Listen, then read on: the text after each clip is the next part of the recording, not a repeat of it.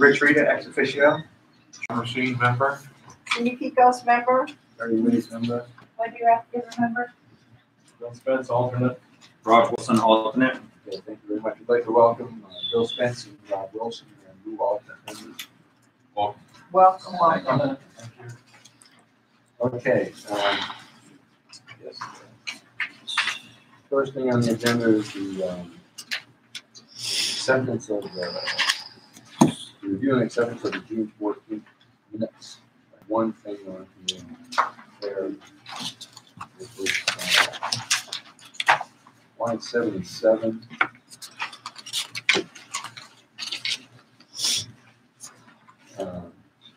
Waterloo Valley into more of an event community, not an event.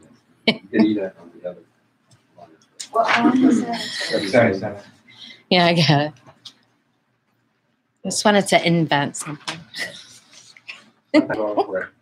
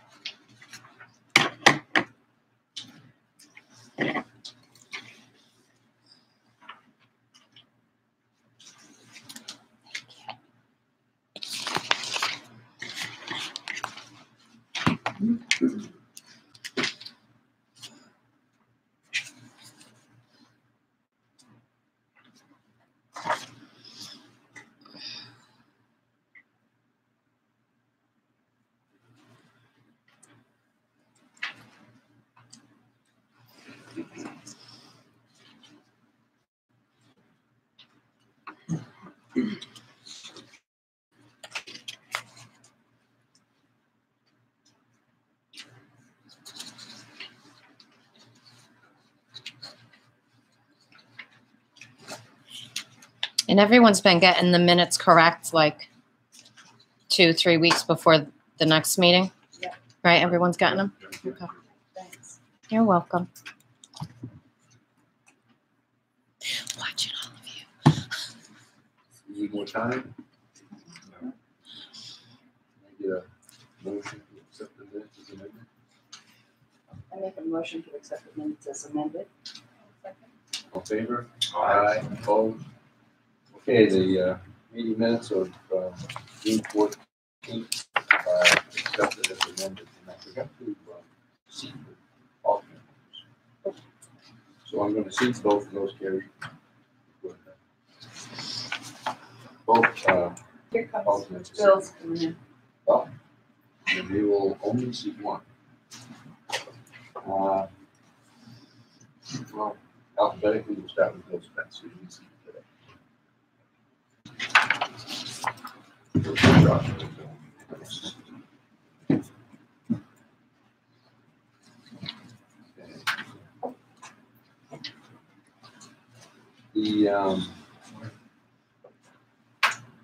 first item, I'm going to put old business in front of me.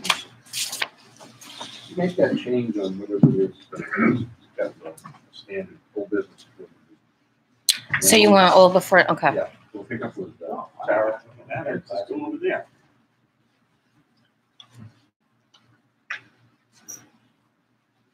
So a few topics to cover today, and we've discussed them all to some extent in the past, but this is kind of the point of running a first draft by you on something. So the first thing I had sent out the use table again with a couple of tweaks that you made at the last meeting.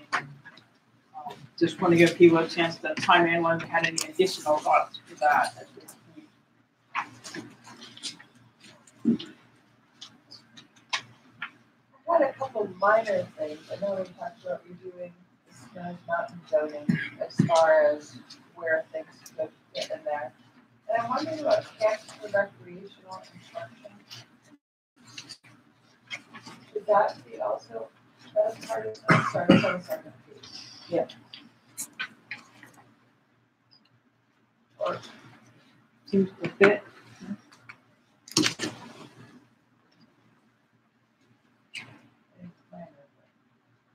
Well,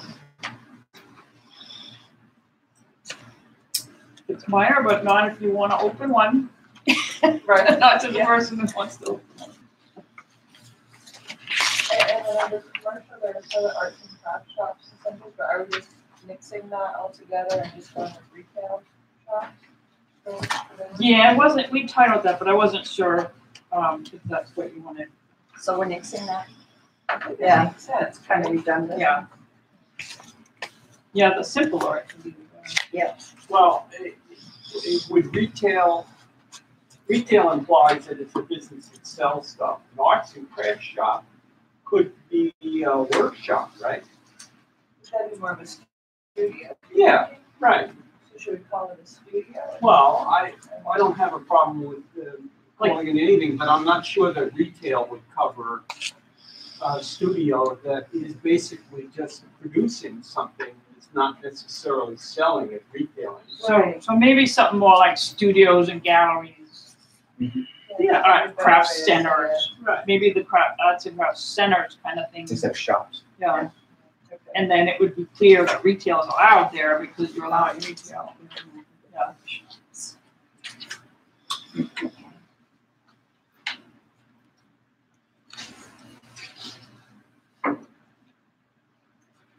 So it's just gonna be arts and crafts centers that we're. Or, well, I was gonna include studios and galleries. I think that looks good.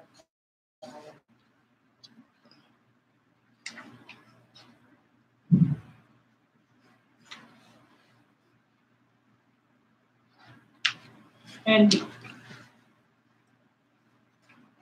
yeah.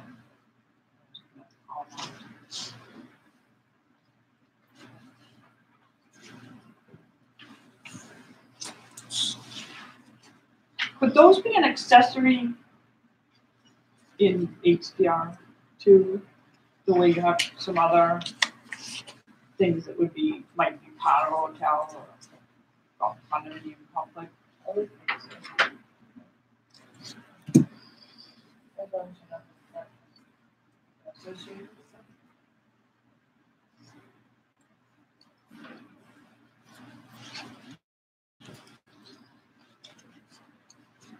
Something that's offered for the visitor.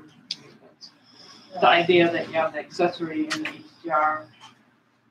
And for that matter, if we're talking galleries, that fall into like special civic. I mean, I think that's the right center. The thing that, the arts and crafts thing, people have to purchase their products from whoever's doing the teaching to have those things. And oftentimes, those people who hold a class also sell their products. So, what is it? Be a special exception in the special civic so that you can evaluate that on a case by case basis. Yeah, I think that would be better. Because if you remember the jewelry shop, Yeah. you could go in, have a class, but you had to purchase your products. Yeah. And then they have their own places where they sold things. Right. So it's like Kind of different, I think, yeah. a little of each.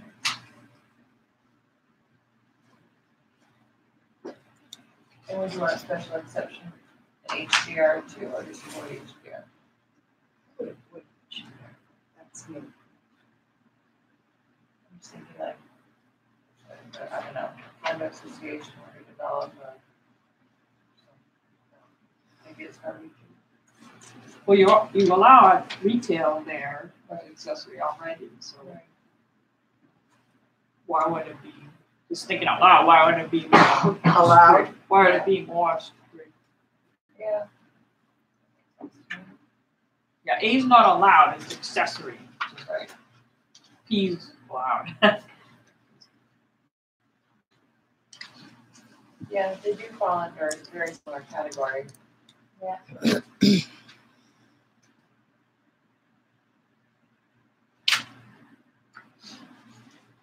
No, I also have opinions on something. So only the women chiming in. The extras.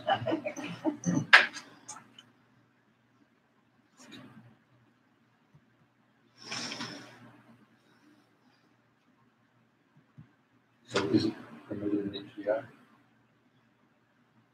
It makes sense for accessory, if retail, if we're keeping retail that way.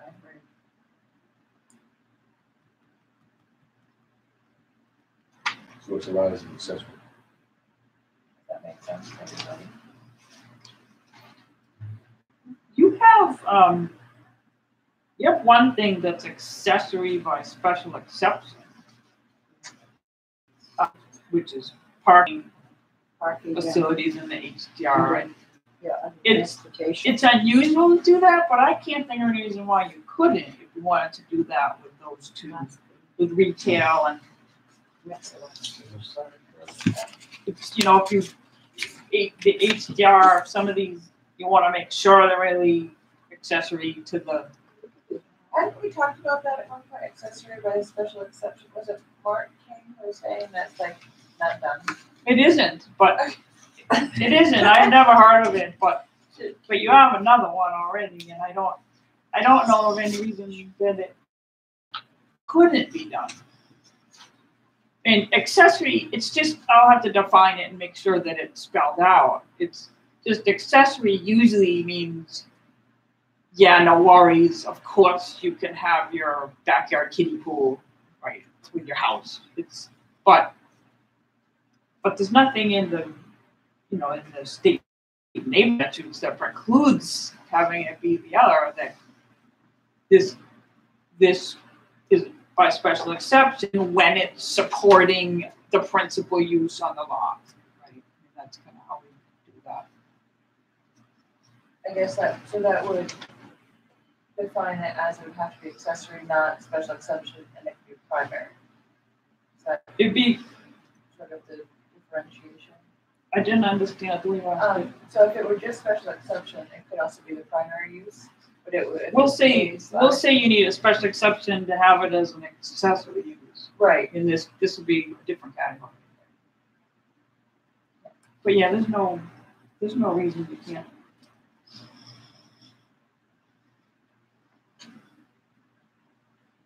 I don't ever recommend people be the first to do something if it's something that could end up in court, because my goal is to save you legal fees, but this isn't that kind of thing.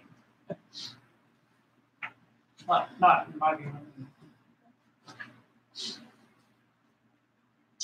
So I also have it, but are we finished with that or?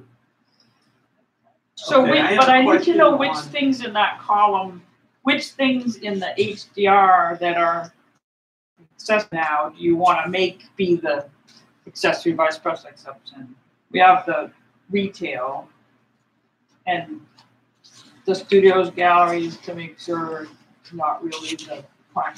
So is there anything else in that while we're on that? How do arts and crafts studio vary from professional?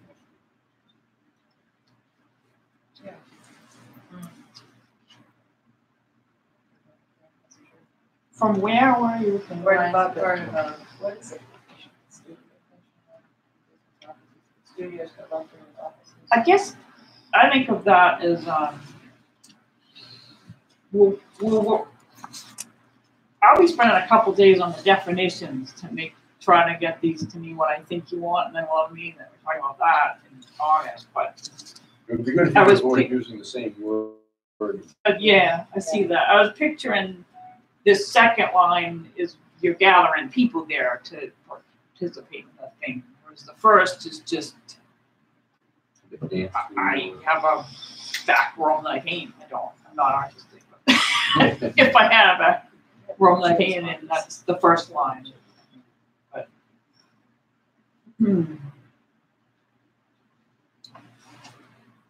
yeah, I'll work So- that out in the definition.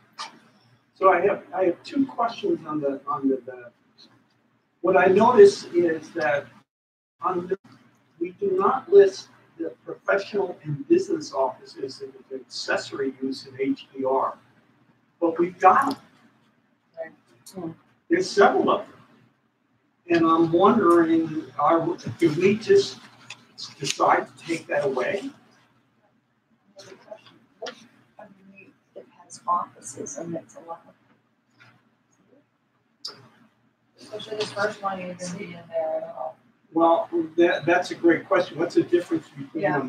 a business office and an office? Right. Yeah, I'll fix that. It had a difference. This happens because you talk about things different ways in the different Right, yeah, districts right, in your ordinance. Okay. And I'm still lining them up, but what I thought you were trying to do was if these things are accessory to the condominium complex or whatever, they can be in HDR. If they're the primary use, then they can't. I thought in an HDR setting, we allowed an entire condo to be an office. If it's to do with the real estate. Well, real estate, but that wasn't the only one. We had others. I mean, they're since gone, but we had a professional office where somebody was running a business out of a condo. You know, it was a professional business. I mean, you know, but it was basically an office. I don't think anybody was physically living in the condo complex. I don't know. So the question is, what do we want? You know, it seems to me we've kind of those. Well, but that's not the criteria now. The whole thing about going through this whole system is to set it up the way it would best work. And kind of avoid having the development run the zoning ordinance, whether they use zoning. Right.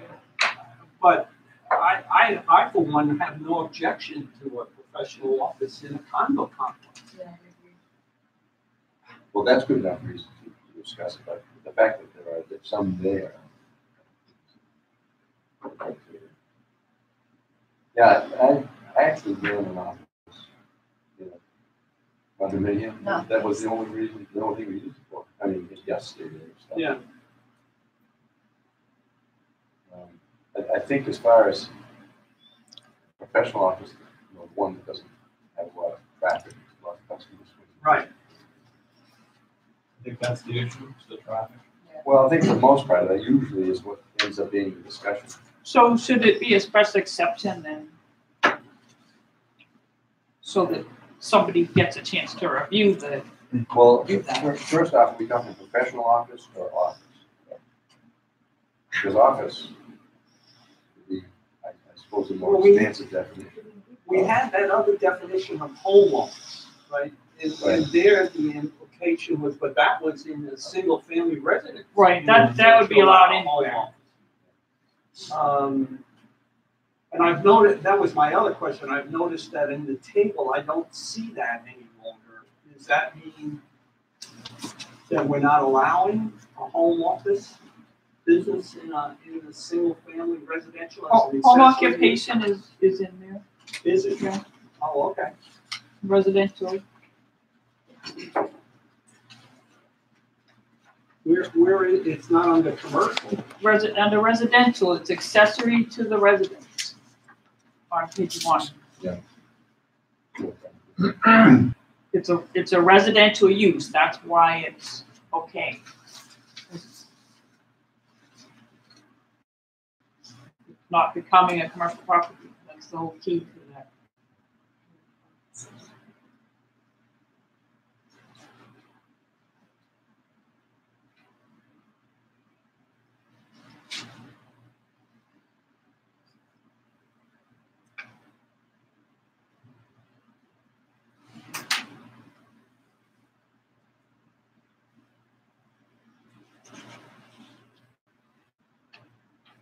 But bottom line, it sounds like we want to allow offices in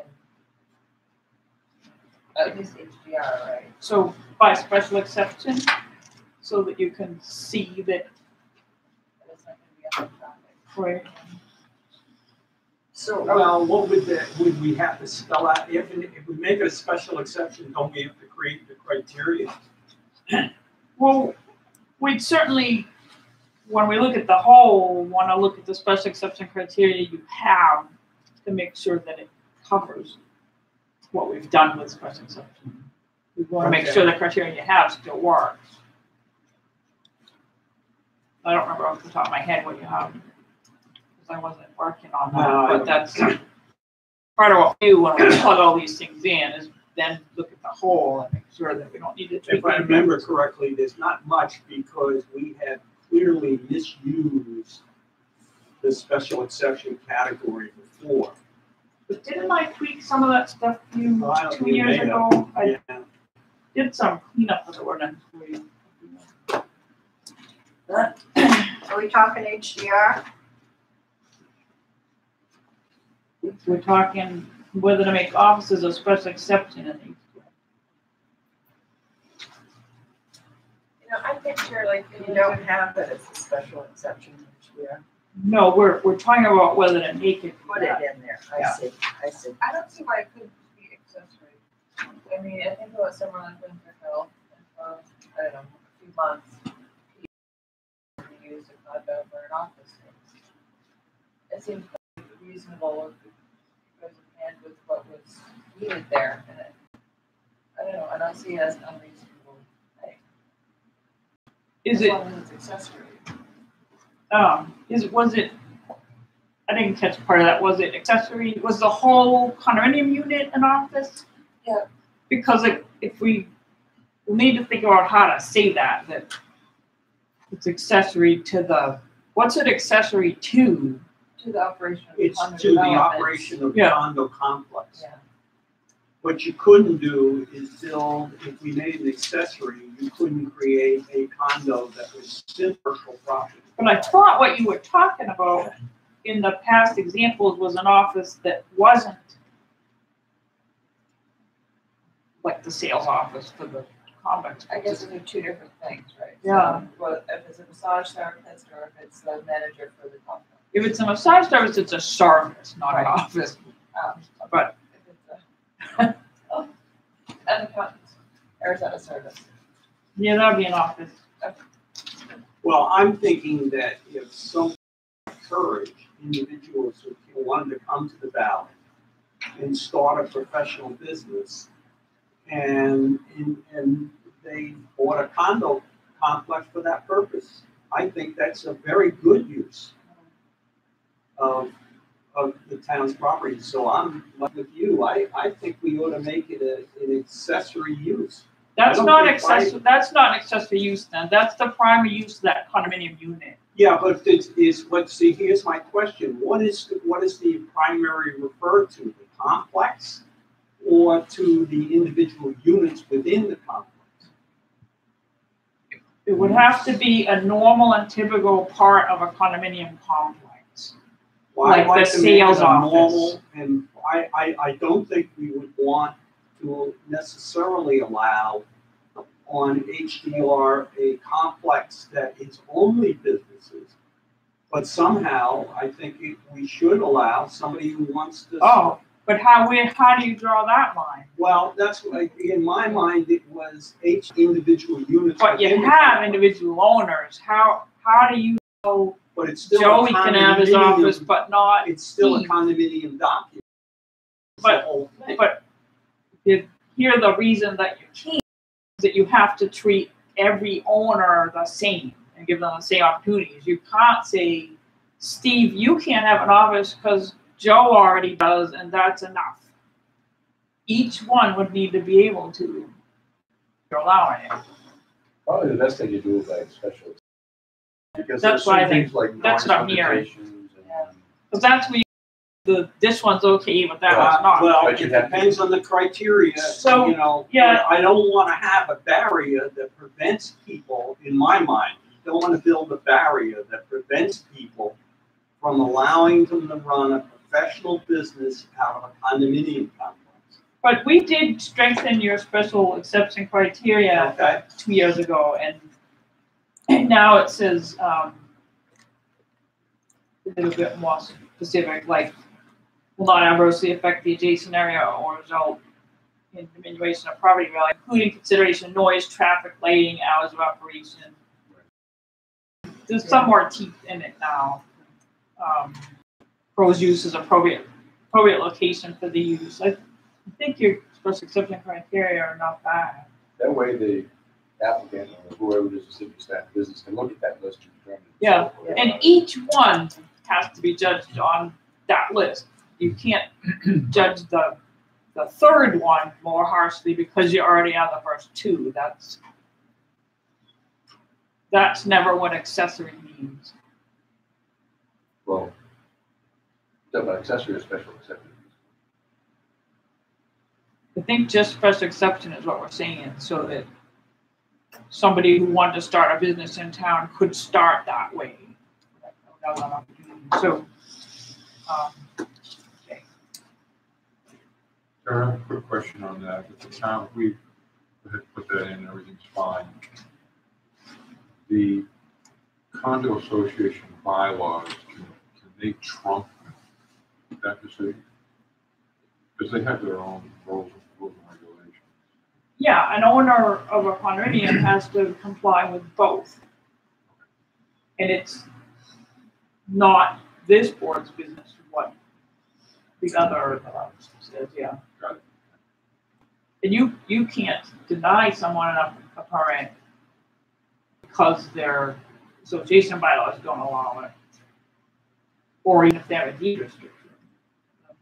That's a private matter.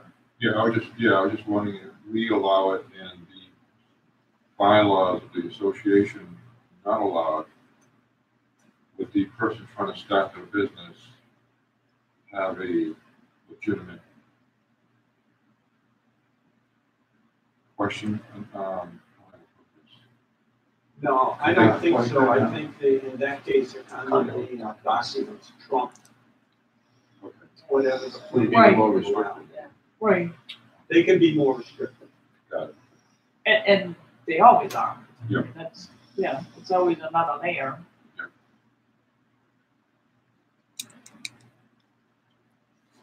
I have a question because I'm confused. So, are we keeping professional and business offices and studios and the offices below that? Or- No, I'm gonna straighten that out. All right, That left over from okay. putting different sections together.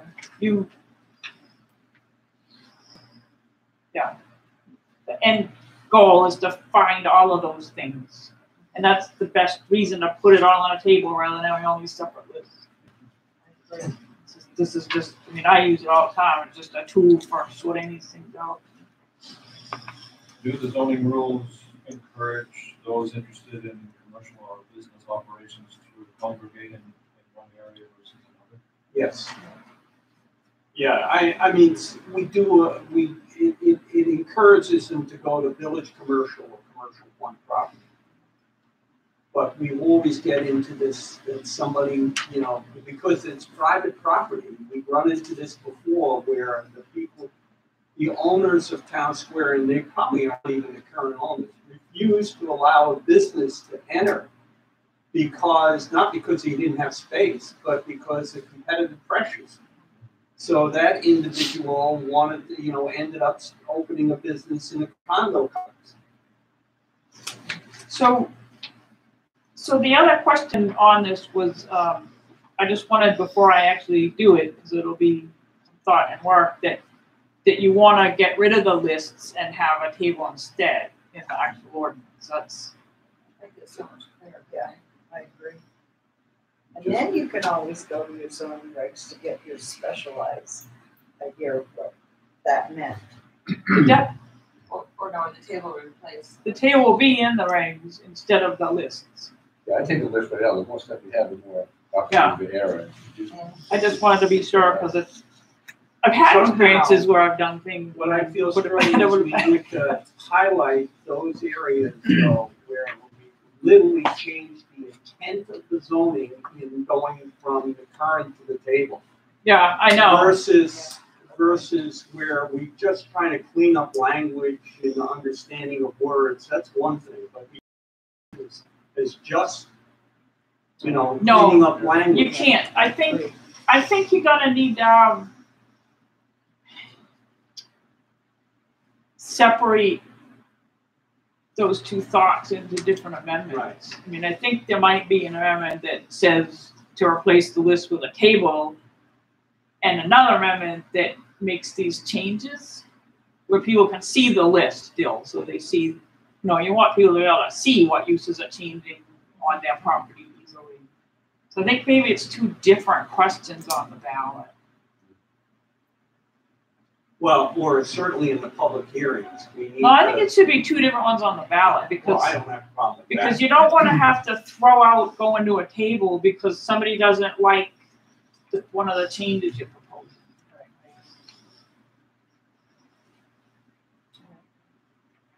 I think you want to separate that.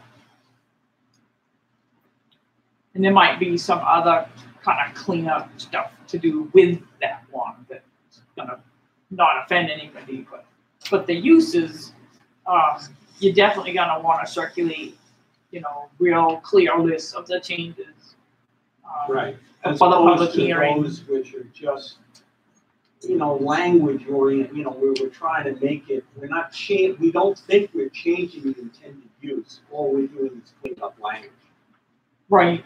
Yeah. You're gonna have real long, detailed hearings. That's better, more information than less, though.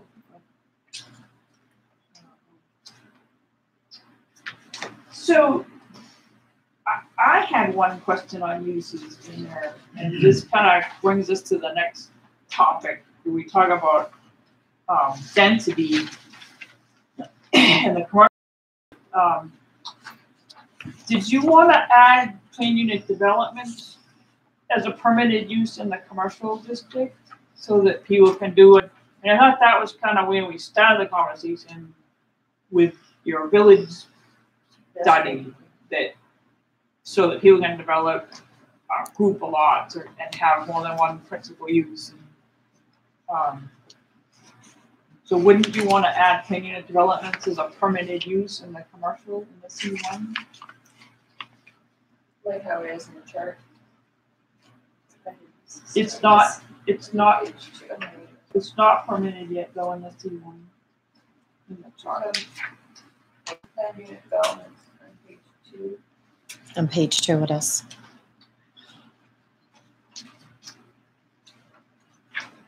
Yeah, I've got to fix that so that they're different. I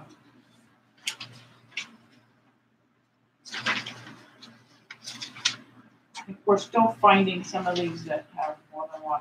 Oh, without a doubt. I mean, honestly, Yeah. this is a huge effort for turning these pages into this nice thing. So I need to make clear when some of these are just going to need more language. I mean, this is just kind of shorthand for what you had in there in some of them, but I'll make clear that one is talking about residential and the other is not. But I wasn't really clear when I look at the whole thing together. What is your vision in terms of more than one principal building or use on a lot? Because that doesn't come out clear when I look at plain unit development and minimum lot sizes and definitions of principal use and building and all. I don't end up really knowing whether it's okay to have more than one use on a lot, or is it only okay in a plain unit development? And is that really what you mean by plain unit development? So to kind of break it up, if I'm not in a plain unit development, can I have more than one principal building and or principal use on a lot? Well, I'm just surprised, why couldn't you? Do some towns actually limit? Most do. Most say one principal building on a lot, one principal use on a lot. Because you have some, for example, in the what do you call it, low density, you have a half acre minimum lot size. Some of the lots are an acre or more. Most communities would say one principal building or use on a lot so that you couldn't add a second dwelling without actually subdividing. So if there's a commercial use in C1, I'll say this correctly. So can we allow multiple uses of a lot in C1 or VC? If they're multiple commercial uses? I understand with the dwelling that gets all convoluted, but Is that what you're I getting? think that's what you wanna do, but I Yeah. don't really see that your ordinance makes clear about it. And how we kind of parse it out so that where is it okay and when is it okay? I think we want it to be okay, don't we? I was under the impression that a PUD was like the best use of a lot to maximize building on that lot in a very controlled way, be it residential or commercial, but that's what I thought the whole idea of the village, that area over there. But do That's how I read it too, that's what you're trying to do with the PUD section, but it doesn't say anything else that that's the only time you can have them together on one lot. I don't, So does it have to be a PUD? That's the question. but Is there a reason not to have it be a PUD if there's multiple uses or buildings on a lot? Would there be a downside to just having that be what a PUD means, really? So if I owned an acre lot within Waterville Valley and I want to put more buildings on it, would that be considered PUD? Well, you're not, yeah, if you applied for one. No, I think you have a 2 acre minimum for PUD. So that gets rid of that Okay, possibility. so that takes Yeah, care of that. I was under the impression that that's what they did to Emeryville. That's what I thought too. Was they created a PUD in the middle of the night Yeah. and allowed multiple buildings, but it probably meets the criteria of the 2 acre minimum and the rest, yeah. But I could be wrong about it. I don't know. I don't know. Maybe that's a I bit. don't know the history of it. Yeah, that's not good. But you're right, what, there are 5 units there? Yeah, there are 5 units there, and I think it was approved as a PUD rather than individual, because then you can violate the individual lot size Exactly. mandate, right? As long as the total works. That was my impression of a PUD. Well, I would say that the intent of the PUD was to maximize green space. You know, so it allowed you to move buildings closer together and those kinds of things. If the net result was you ended up with more green space, I don't know if that's what it says, but I thought that was the It intent. allows it, yeah. So what I think would go with kind of what you have now would be that you can have more than one principal use in a building in the B, C, and C1. But more than one principal building is a PUD. Does that make sense? Is there a reason not to at least do that in a Repeat that first again? round? So we're talking about 2 acre minimum lot size Yeah. still? Okay.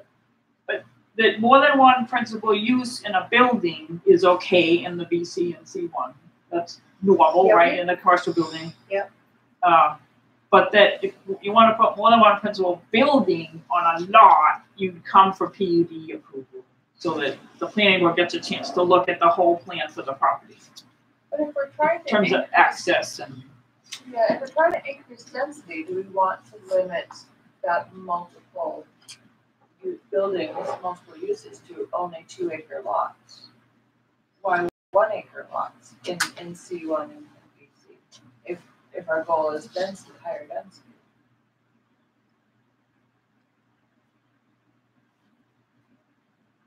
You can have a different threshold in different lots. I think we have to think through that very carefully, because we've run into problems before where people skirt around the intent of the rules by subdividing lots to whatever they want. And we say, well, you gotta give us the plan for the whole thing, and the answer is, no, I don't have to give you the plan for the whole thing, I'm only asking for approval of this particular, you know, and it gets into this phasing junk and everything else. So I'm just saying Oh, I that see. I'm not disagreeing with you, but we need to think it through fairly carefully. Because somebody will find, take these rules and get a lawyer and they'll find an exception around them. But it's to their advantage because they're showing you why it makes sense to have one parking area, one access. Right. Well, a lot of those places have been residential though, haven't they? It's been residential in these zones, then it's allowed on Yeah. smaller lots.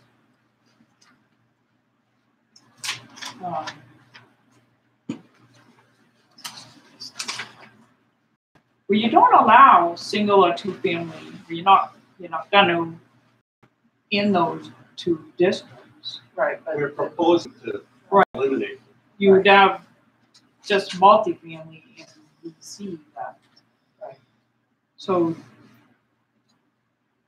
what your minimum lot size for multifamily that's too many moving parts here. Yeah. The VC.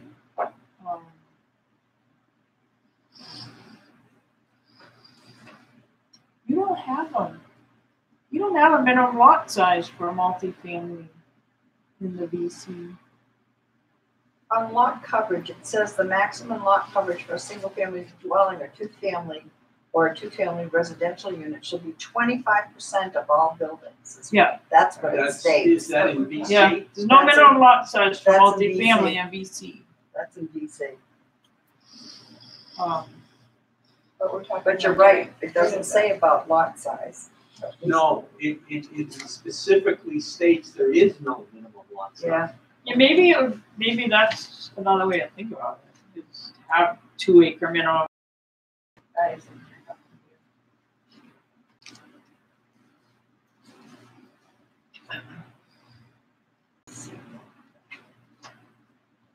So if you want higher density, you want smaller lot size, right?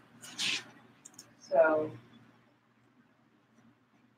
we would want, I mean, what we're looking at in this chart, the VC, as Tara was saying, is only allowing multifamily. And then if we don't have a minimum lot size, then that's showing a path to higher density, right? So we're kind of on the right path. So, but I'm back to if you want to make the PUD threshold 1 acre in the BC and C1, then why would you exclude multifamily? Yeah, that's, yeah, right, yeah. So we just,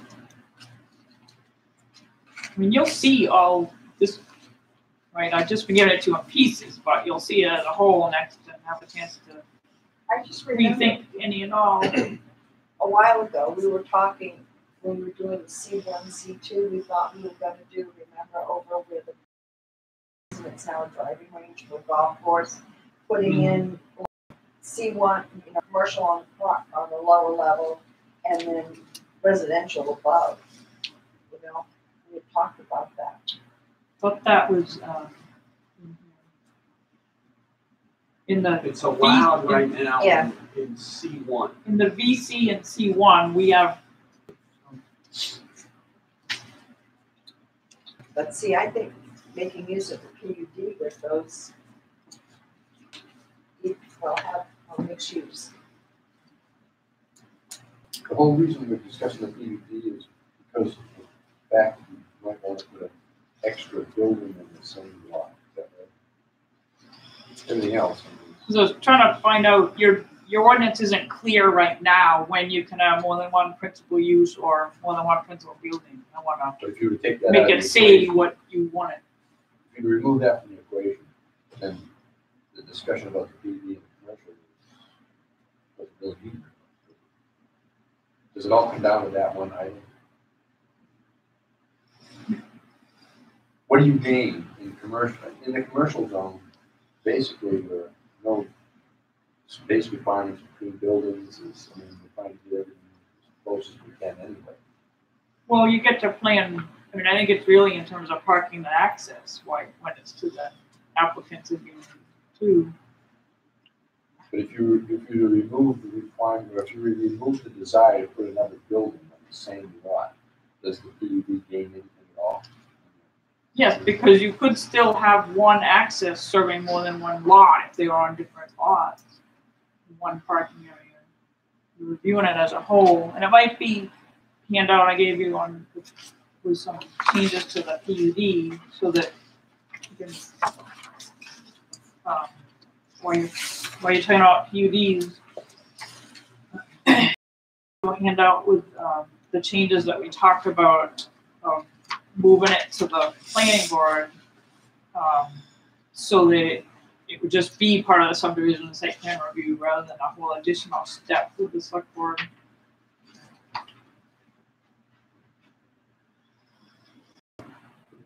Let me ask you a question. Is it common to have PUDs be at the approval of the select board? As No, opposed to I've the never heard of planning it. board? Yeah, I wondered about that. Why the planning board isn't the approval mechanism for a PUD? so the handout I gave you, Yeah. So that's why you want to change it. Well, Oh, okay, you do want to change. I gave you a set of All right. handouts, Okay. and one has some changes to the PUD. she's struck select person, but planning board. So how's that for instant gratification? Yeah, no, I was really more asking a question than suggesting it needs to be changed. I don't even know why it was created the way it was.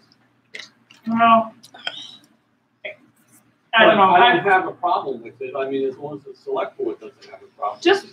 Just by chance, I'm working with 3 communities that kind of started with the big development and then tried to pigeonhole it into normal zoning, and it didn't come out quite right. That's because I'm also working with Carol, and Bretton Yeah. Woods is a big piece of that, and they basically incorporated what you'd normally see in the PUD permit into their zoning.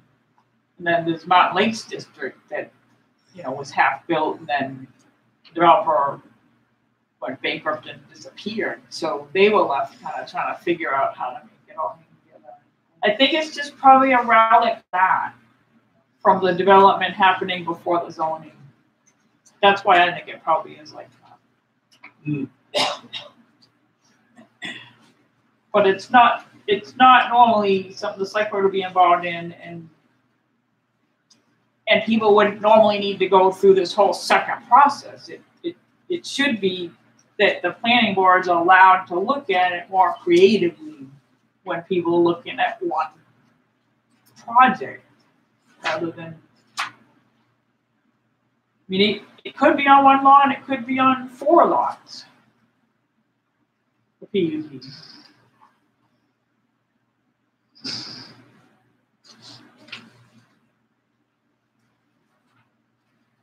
You've got that in there that adjacent landowners can group it together. See, no, I think it should be the planning board, or at least, I mean, you can allow the select board to have veto authority or something, but the dilemma becomes, they don't have to hold public hearings or anything. Oh, they would need to. They would. They would need. They should have been following statute as a planning board on applications. I'd love to hear the history of, but my Oh, interpretation probably of weren't. Henryville was that they did it in the middle of the night. Yeah, well, we're gonna At the Fix that. request of. legally the statute that has the procedure on plats is the same for everybody. Right. Whoever's delegated okay. to. So the select board should have been following the same thing that you do for site plan and subdivision. But this would fix it so that it just is part of the subdivision and site plan process, and you get to have more, let the applicant be more creative in this when they're doing a more comprehensive project. And it's gonna lead to better land use plan. Because you have the leeway of, you don't, if they want to change some setbacks, you can allow that or not, depending on how you feel about the plan. Does anybody, just, a first look, I wanted to give you No, it's fine.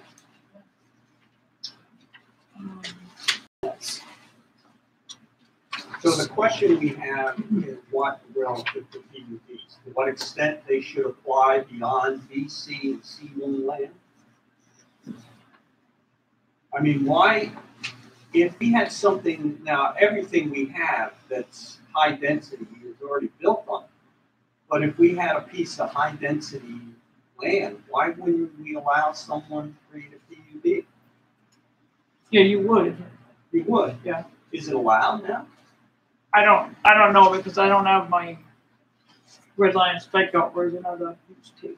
I'm not exactly sure what it is, but that might be a mixed use thing where it's a combination of condos and a single family, and several single family homes. So PUD doesn't change what's allowed. They're gonna have Right. to come in front of you working from the same use table as Right. everybody Yes, else. right. It's just how it's arranged on the land. Right. Well, it's the lots, it's the boundaries more than anything. You can waive such restrictions as, The internal setbacks. you're too close to the property line. That was my understanding of the kinds of things that you wouldn't have to strictly live to. Right. Yeah. The internal setbacks. You Oh, wouldn't okay. you wouldn't Yeah. waive the setbacks from like the public road, but Well, But from each other, I think the way it was written, you could, but, really. Look at but that. I'm not so sure. don't want to- I'll tell you, I got the impression that's what Green Village, that village, when it was proposed, was doing. It was putting the edges closer up to the property line.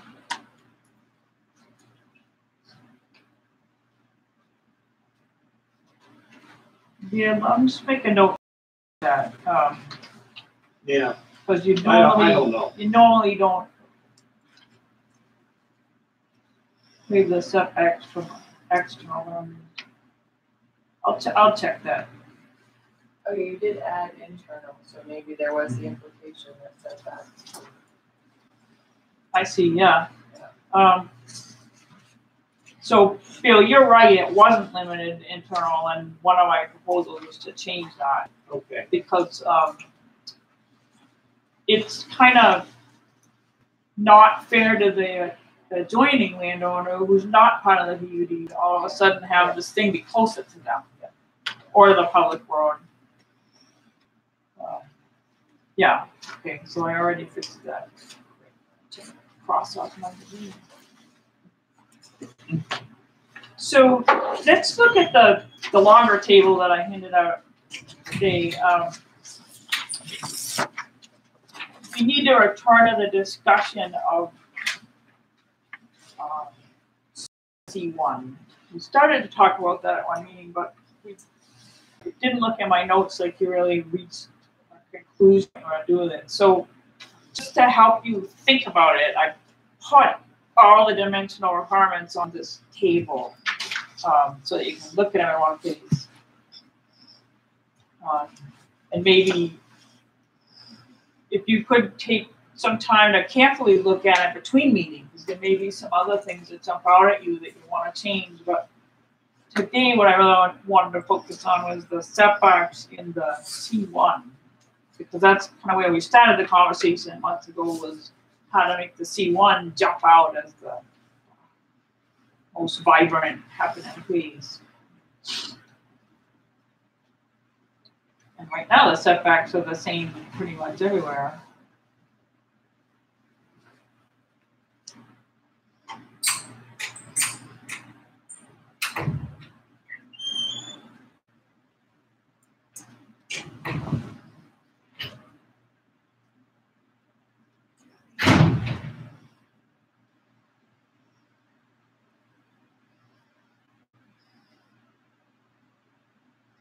It is the reason that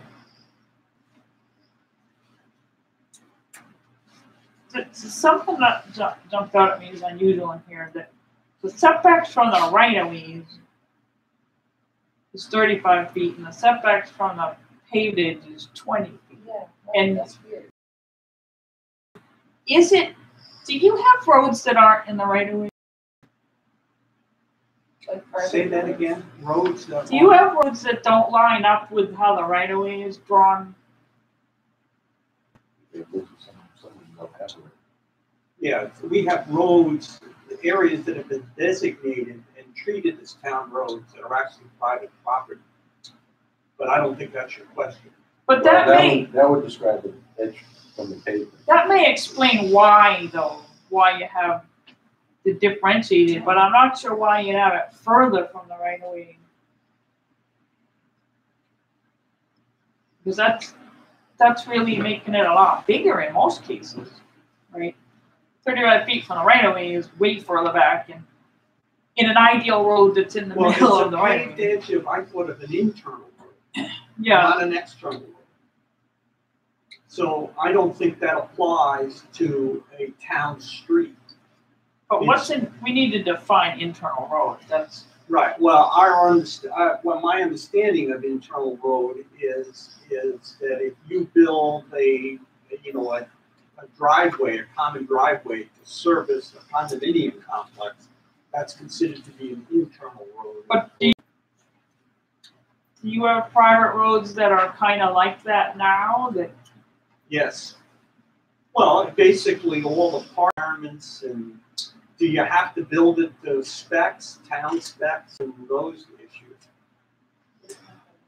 I thought that's where the internal road thing started. But also, private residents, like, 3 lots.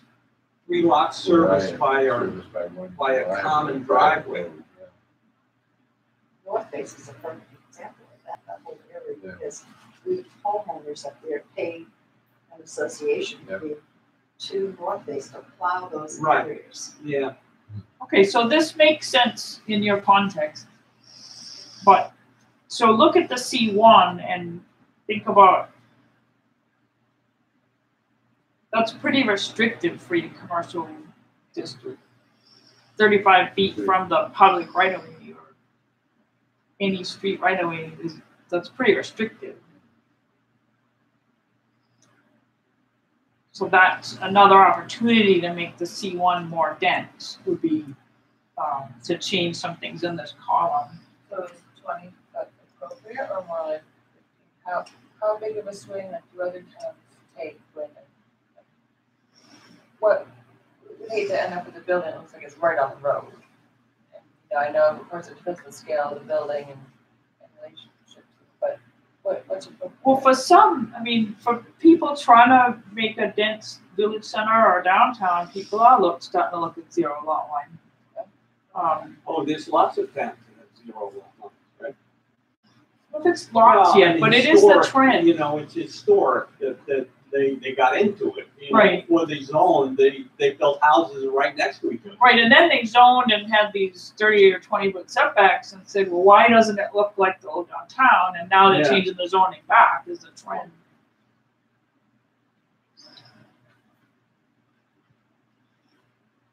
And our 10 might be a happy medium that allows for pedestrian path, but makes clear you don't want the parking in front. And do we have to worry about, of course, we are widening sidewalks and walkways, but then also snow removal? How do we factor all that in? Yeah. Is Storage. that partially an argument, the 35 feet, to leave it kind of the way it is, but allow someone on a PUD application to consider, an alternative to that? See, it'd be one thing if somebody wants to build next to specifically someone else's property line. Mm-hmm. It's another thing if it's a town road.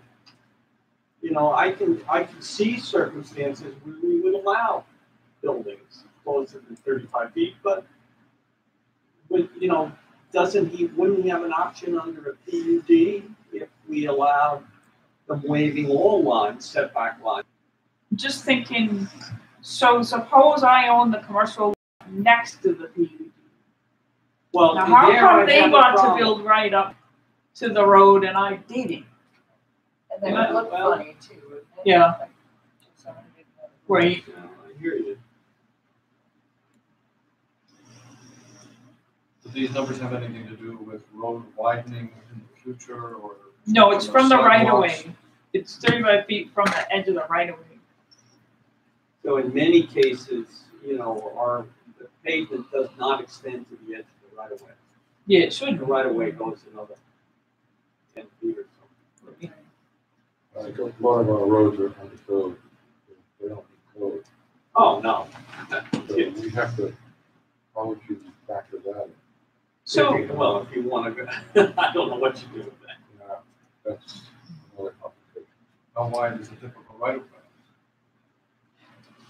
25 feet. It's whatever, it's what, I don't even know. I 50 is assume the what's state normally highway required, is but- the standard. The- that might be 60. Tell you the But- state, had reason to ask the question, and the state right of way is now 50 feet. No, the state's right of ways are, on state highways are more typically 60. What the state recommends for a town right of way is 50 feet. 50 feet from the center. No, Well, 25 feet from the center. The width. Oh, okay. 25 feet from the center. Okay. That's what the standard is for what you want to see in a subdivision plan. That allows, because you want to allow for all the stormwater, you know, thing to happen in there too, and a pedestrian path. Yeah, that's, I'm trying to think of any place around town where commercial. You know, in some areas, the right of way just isn't adequate. We're talking about trying to make a pedestrian village, putting sidewalks and so forth. It's already an issue. Put buildings right up against the lot line. That's certainly less than 35 feet. See them But I'm wondering, could either by PUD application or by special exception, you would consider alternatives to that restriction? I mean, like, I see circumstances where somebody says, look, if you let me build the building here, I'll build the width, I'll create a walkway for you. Yeah. You know, where, you know, and you want to be able to do those kinds of things. Well, that's our problem, then, if they don't do it. Yeah. So you want maybe the planning board to permit exceptions in the PUD to the internal setbacks and the road setbacks. I think not just the PUD though. I don't think it should just be in. I think everything, I don't see, it doesn't mean we have to approve it. Well, I was gonna add the road setbacks, but still not from the neighboring single-family home, Yeah. right? That's what I mean by, if I say internal setbacks and road setbacks, but you're saying maybe you wanna be able to allow that in the C1, even if it's not a PUD, right, by special exception? So, let's put a number in there though, and maybe run it by Mark, because he's got a good sense with You know, the way it is now seems to me to be reasonable. I mean, which is principal building in any other lot line. It says it's 20 feet from pretty much anything other than LDR and 35 feet from LDR. Seems to. It's the one that I think is jumps out at me is really high for a commercial district is the 35 feet from the edge of the right of way. Yeah, Because right. that's Yeah, I would agree with you. But I think you gotta give enough room for snowboard to go down the sidewalk and probably some snow.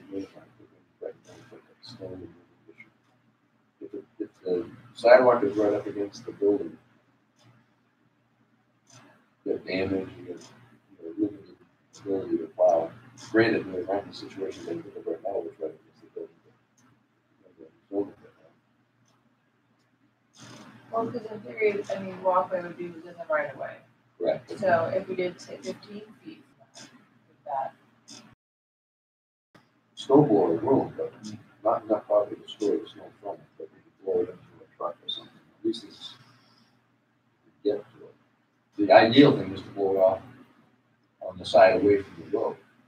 Sometimes that snow can blow snow sometimes. what if you made it the same as from the paved edge. That would there be a logic to making it 20 feet from the right of way? Well, I think that 20 feet was intended to be referenced to internal roads and not external. But why not? I think have it? 20 feet to the paved edge of a town road is really getting pretty close. That's a lot closer than 35 feet from the right of way, because the right of way in many cases is it would be with 6-7 feet from the edge of the pavement. no. I'm not saying 20 feet from the paved edge of a town road. I'm saying 20 feet from the edge of the right of way. Oh, That's what I meant by the same. Is gotcha. All right. 20 feet. 20 feet either way. It's going to be whichever's more restrictive. Be 20 feet from the right of way of any street instead of 35 feet from the right of way of any street. It's moving in the right direction, It's an right? improvement, and I think that's still a lot of little leeway, so. Maybe Mark will have a different perspective. Right. The other thing, there were a couple of questions I had in this stuff too. The one that's highlighted in yellow,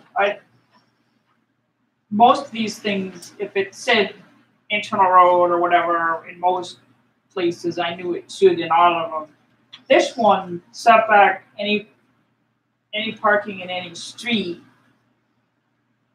I don't know if that means the traveled way, the paved edge, the right of way, this 5 feet. I don't know what you want that to say.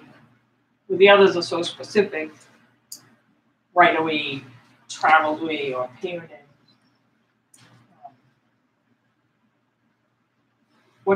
What should the parking setback be? Should it be the right of way or paved edge, whichever is more restrictive?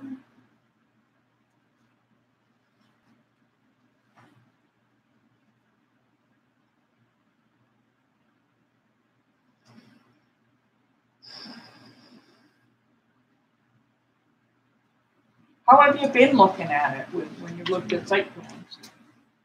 I'm sure it's come up. You remember a case where that kind of come up? I'm not even sure. This is me talking about if somebody proposed a condominium complex that the building, that any of the buildings couldn't be closer than the part. You couldn't build parking right up to the side of the building. Couldn't put asphalt right up to the side of the building. This is to the street. This is the setback between parking and the street. So it's where you want to leave room for a pedestrian way, a sidewalk, green space. So it should probably be right away then, right? Probably, yeah. Let's put that for now.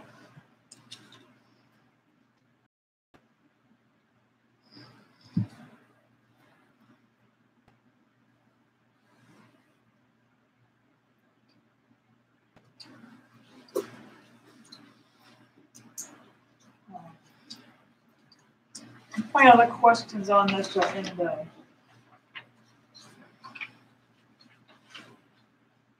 all right, I have 3 more questions. So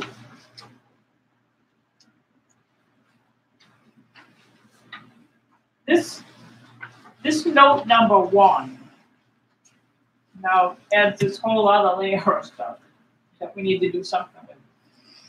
In the BC and C1, there's this thing called the retail exception.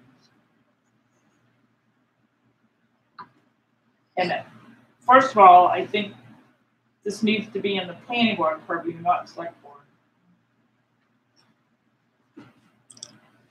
Is it something that still makes sense to have with everything else we talked about?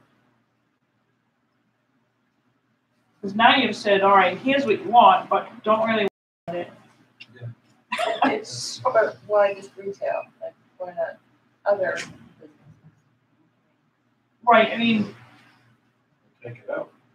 right, one or the other, but, or just have it,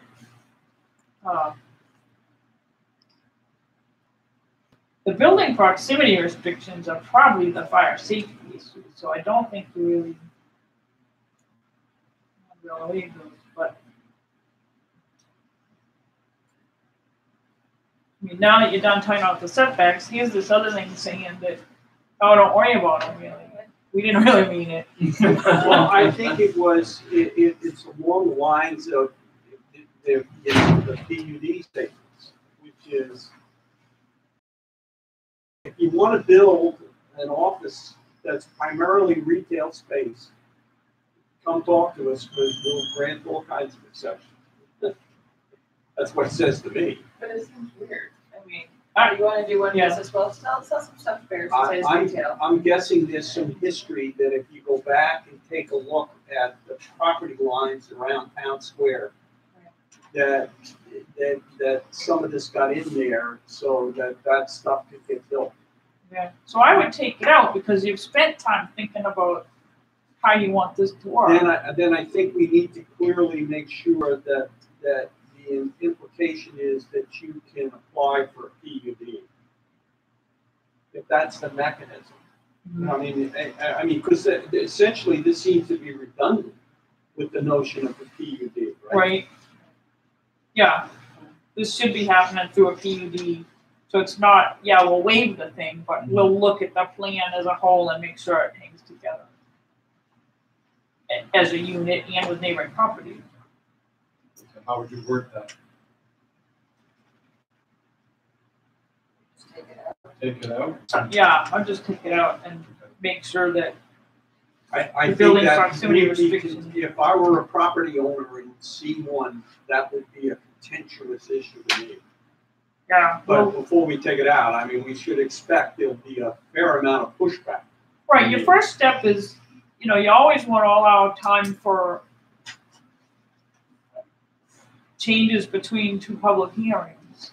The first step is to have one public hearing and see what the response is. And there might be some good input on how to tweak the language and make it more acceptable too. But we'll want to package the amendment so that it can't get adopted in a way that breaks things, right? Where some coming out because it's strengthened somewhere else, you want that to be one amendment. You don't want. Then we'd want the 20 feet to be packaged with this. Right. Change. And the changes in the PUD section, maybe that's kind of a whole, it's all about dimensions and site planning.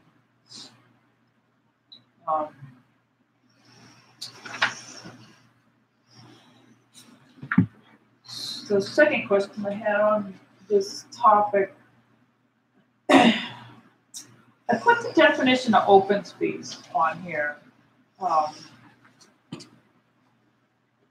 Because I'm not really sure it's serving its purpose the way it's defined right now. You've separated, you're really treating it like lot coverage, but you're calling lot coverage just the part that's building.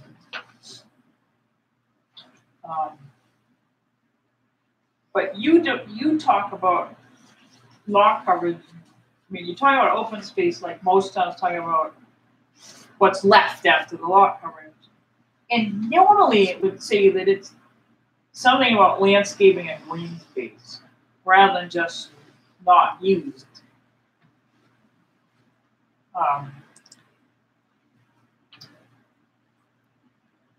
If it's where I stockpile all the soil or whatever when I made the parking lot, is it serving the purpose that you want in this 20% open space? I think this is where I understand that you keep all the details in the zoning and the site plan review is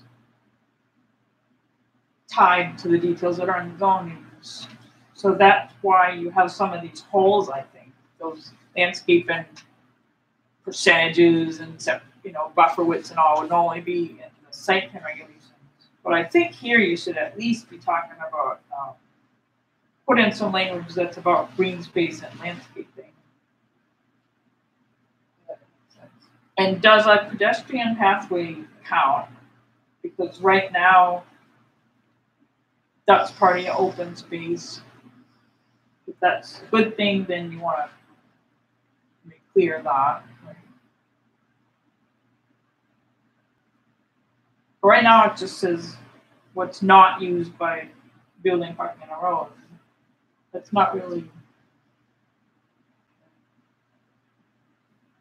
That's not necessarily attractive. No. No, and we've struggled with before. The problem with attractive becomes a question of what's. No, we won't use the word attractive, but we would use the word you know, that maybe something like, for example, landscape, pedestrian walkways, parks, rather than just saying it's the leftover. The thing right now is this is relatively unambiguous. It's written. It says, give me, you know, here's a plot plan, here's your building footprints, your roads, your parking areas. Right. And do they add up to 50% of the lot size? And that will still say that, but we'll also say, instead of permitted to be used for parks or recreation, we'll say used for green space, landscaped areas, pedestrian walkways. Oh, okay. Or similar, I mean, do something that's other kind of thing. All right, the last question I had when I was looking at the dimensional stuff was I saw a reference in a couple of places to a setback to height ratio. For fences? It was talking about accessory. I was talking about accessory structures. I just made the note that you had used that. We'll say, well, these have to meet the setback to height ratio for the principal building, but what is that really saying? I didn't understand the term. I mean, I have no idea. It's in there a couple places. The setback to height, I believe somewhere buried in here is some statement about setback to height ratio relative to fences with screening. And the implication there was you could build a fence on the lot line, but no higher than 3 feet unless you started moving it away from the lot line, in which case you'd go higher. That was my understanding, that we've got something like that in there. I can't even tell you where it is. So the setback to height ratio would be the setback divided by the height of what the limits are. What it was I'm pretty sure it was a couple places it was talking about the setback for accessory. So you don't Do we even have a statement that says an accessory building can't be higher than X number of feet if it's on the minimum lot line? Yeah, this is in addition to accessory building setback. Where are you reading that now? I didn't comment up here. It was in a couple of districts in the. I can. Why don't I send you the paragraphs with it highlighted so you can think about what it means and what you want it to mean and whether it's something you want to tweak while we're doing it.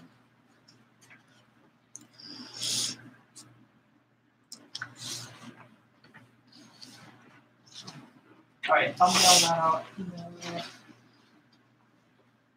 Then the other two things I gave you were parking and lighting.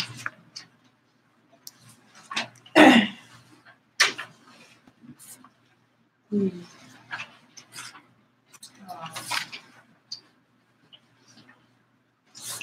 would just take a minute to read the blue in the parking. And again, this is just supposed to be your initial reaction to it. We don't need to wordsmith these on your first time seeing them, but am I going the right direction is the question.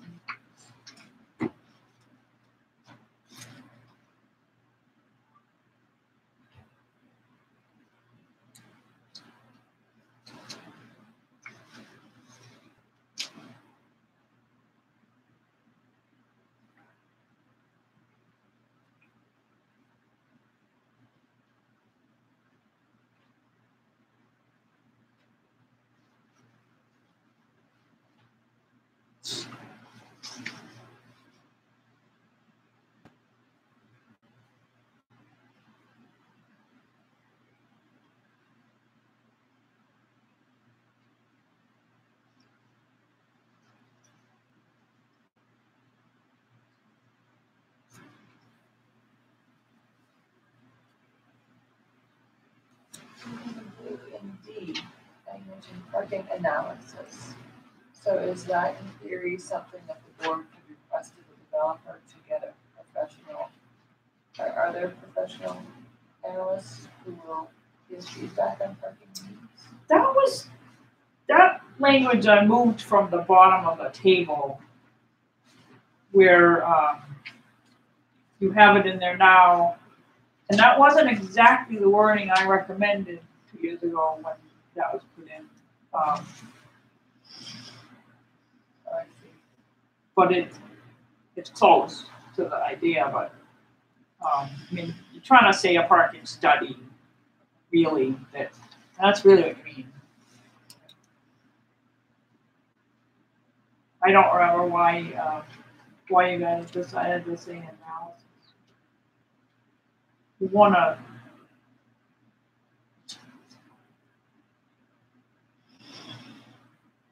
I would just say study.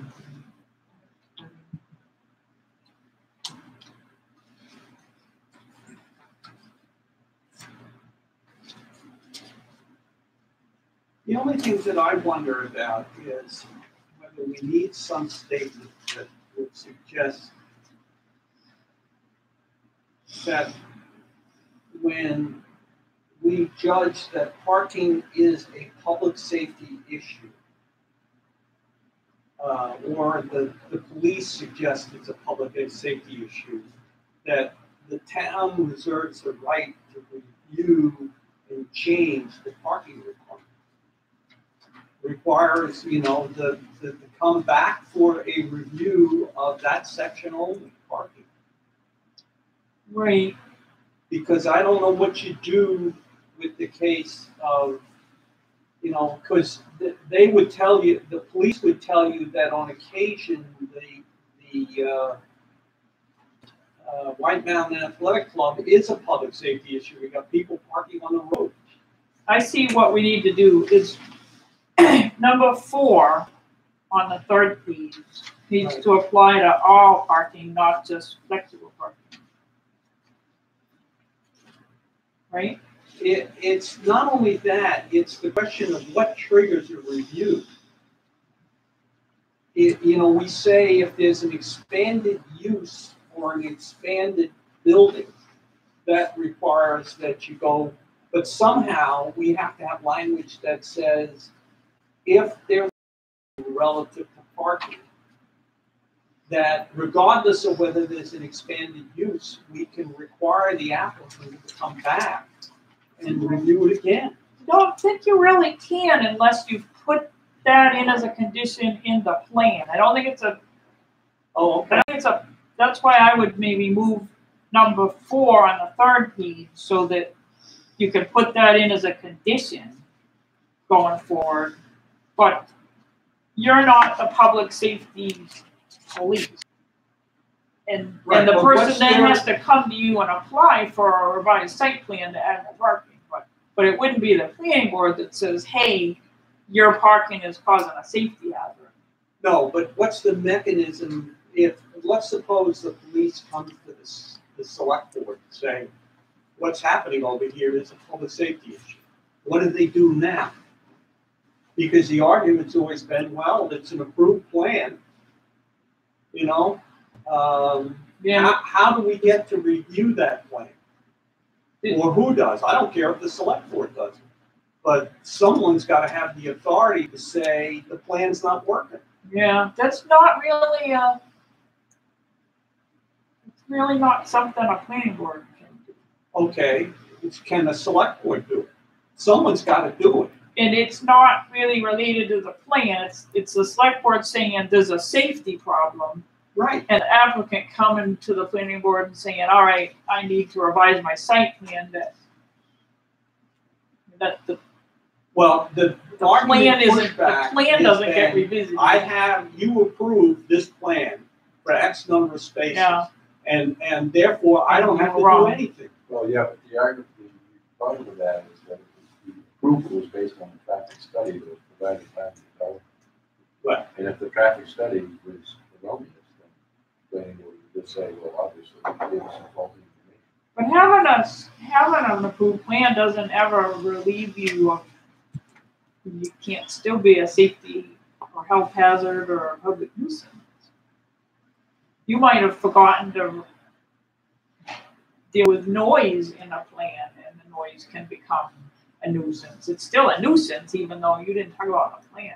But can the selectmen, if they choose to, issue an ordinance that says that if you're creating a public safety or fire hazard or any of those wonderful words, we have the authority to dictate that you have to go get your plan reviewed again? I'm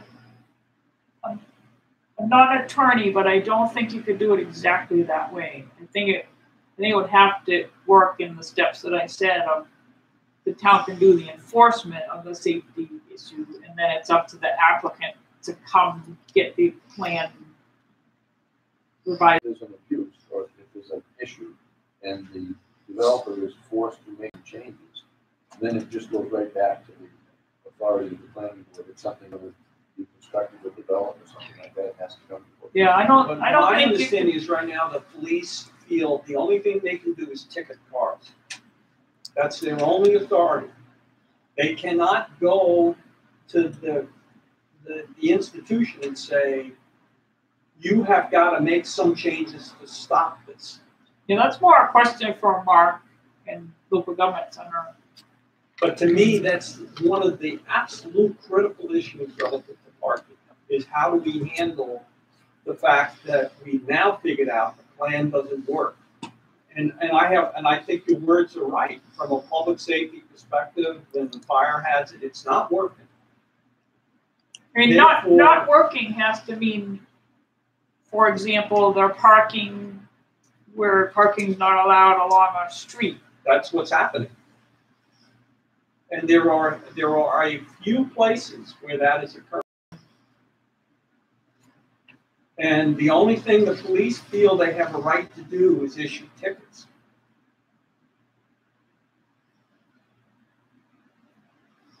Let's find out. One thing I can do is find out what other towns do. Right. Because it's not just the athletic center, the golf course is in the same situation. There are times where last weekend they were parking on whatever, Lost Pass Road or whatever that road is. Right, absolutely. Because fundamentally, citizens believe that the solution to all parking is that I have a right to park in any way that's the minimum walking distance to where I want to go. Yeah. And we've actually had citizens who, the sports are another example. They park on the road because it's the shortest walk to the tennis court. So let me see. I can see what other towns do and include Mark in that conversation. And Yeah. at least start that fall. I don't think you can do it exactly. I have no idea how to do it, but I'm Yeah. saying that to me, it's the issue with parking that we somehow in our regulations need to address. So I'm proposing that you add that language going forward with number 4 on this third page. That you put that right in as a condition of approval so that it doesn't happen going forward.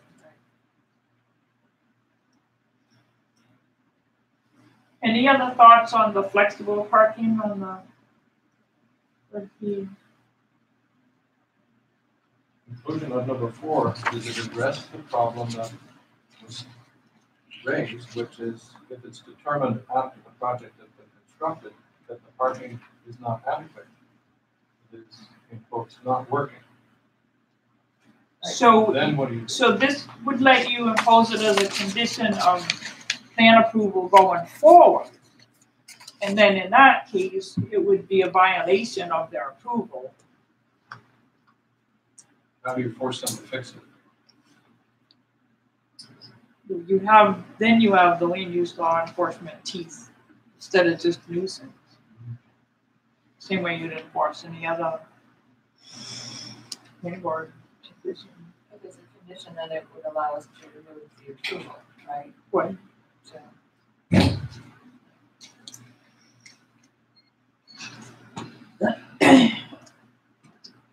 So this thing that's yellow highlighted, I don't really know what that means, so I didn't really know what to do with it. There's always another. Let me ask the inverse question relative to parking. If after some prolonged period of time, a property owner comes to the conclusion that,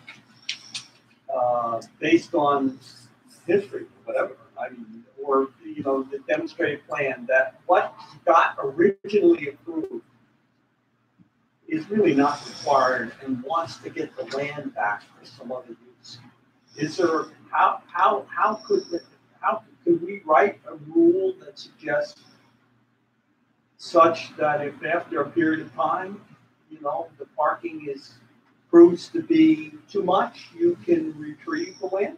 No, they would come to amend their plan and you would ask to So- see their parking counts and. So they could choose to come and file an application to amend their plan? Yeah. Okay. Totally, happens all the time.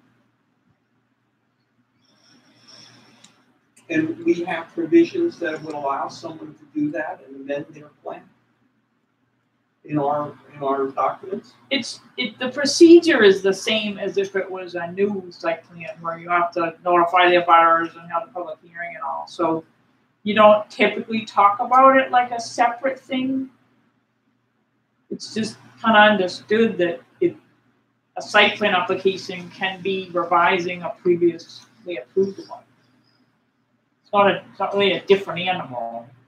You have to go through all the same steps.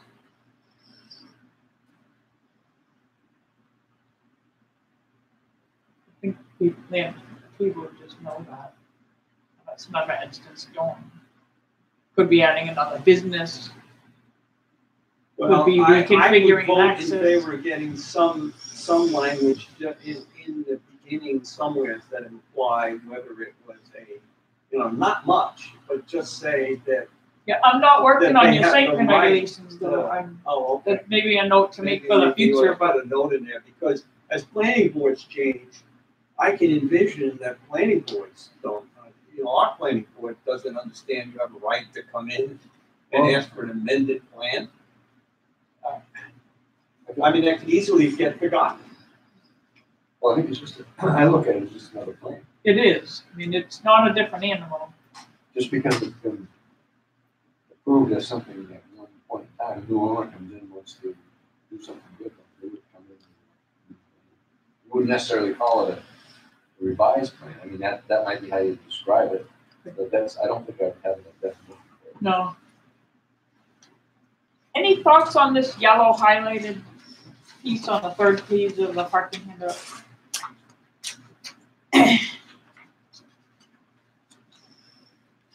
Is it just like a blanket statement or it is, So why- right? I just don't know why it's there.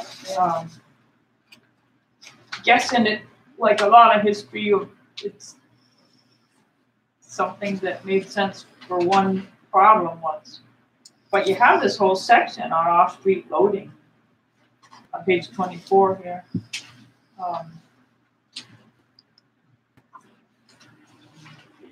Is it meant to imply for properties that are being developed? Like, do we have to specify that as it's being developed, they have to have adequate parking? So that each truck comes off in the street?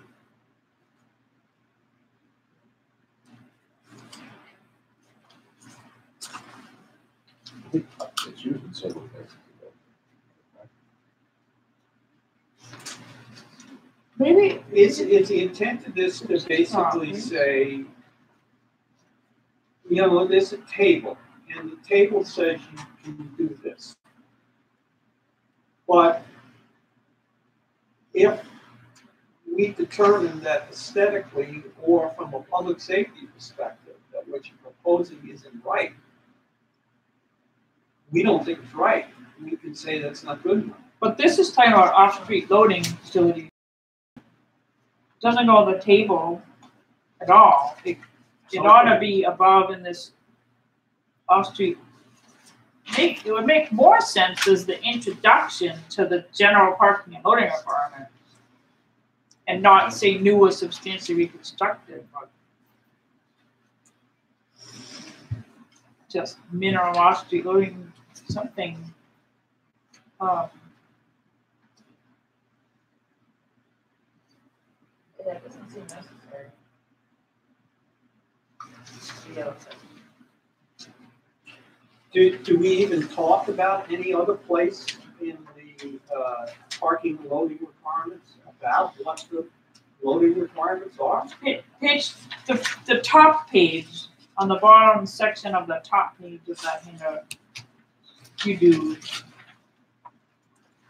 That's why I said it might make more sense, like some of that language is an introduction to that section, saying off-street loading facilities will be required, right?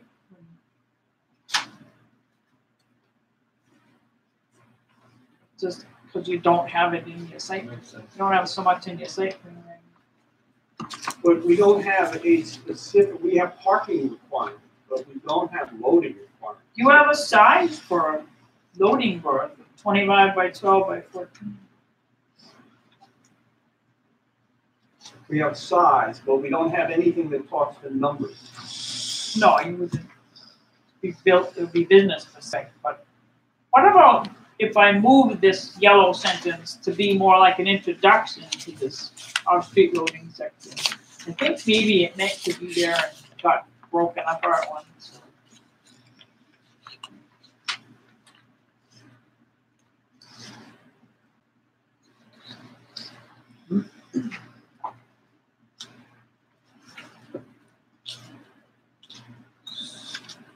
So the last note is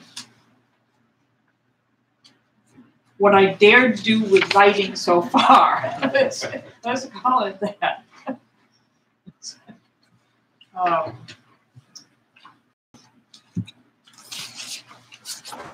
You just take a minute to look at the blue, and then the last page.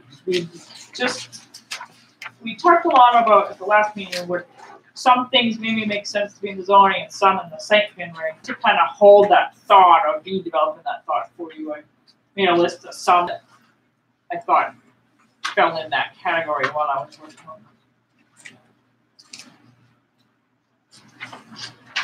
them. Just for my own information, 1800 lumens would be a typical 100-watt light bulb. Yeah.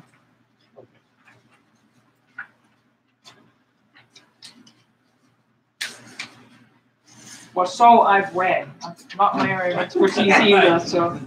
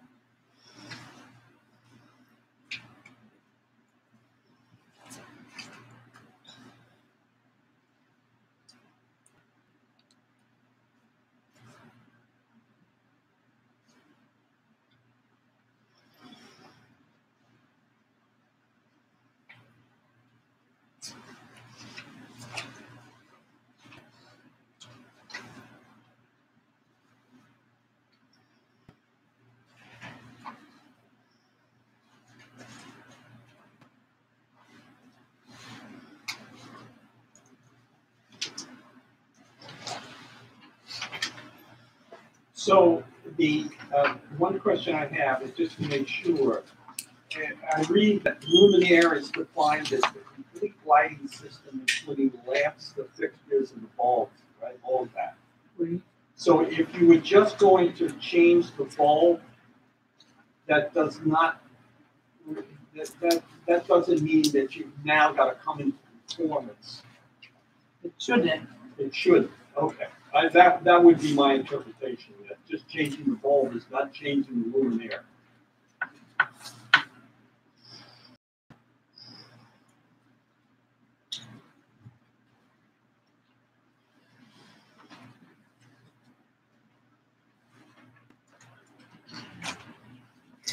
Yeah, I see what.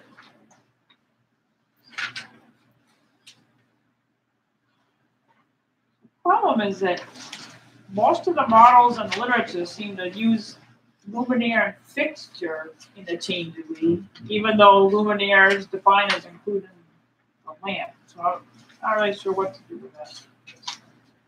Should we specify it doesn't mean changing the lamp? No. Maybe to be I clear, don't think like it's necessary.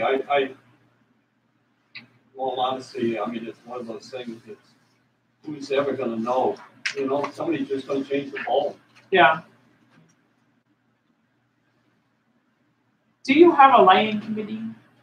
No, Okay, I didn't think so, but before I deleted it, I want to make sure.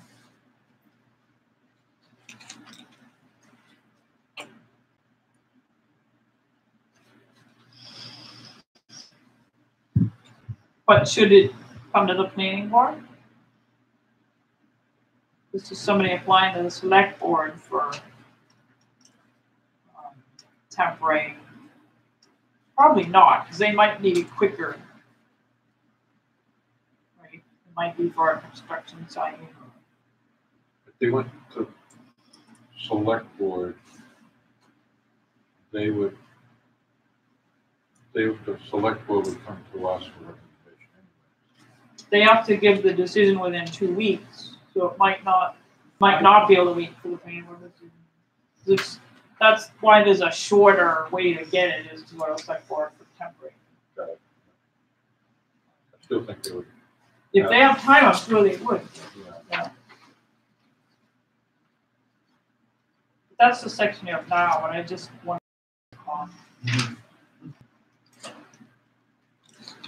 So does this make sense in terms of what I think you had consensus on was regulating the fixtures in the zoning, but the lighting levels, wait and do that in the site plan review. And that way it won't apply to single family homes.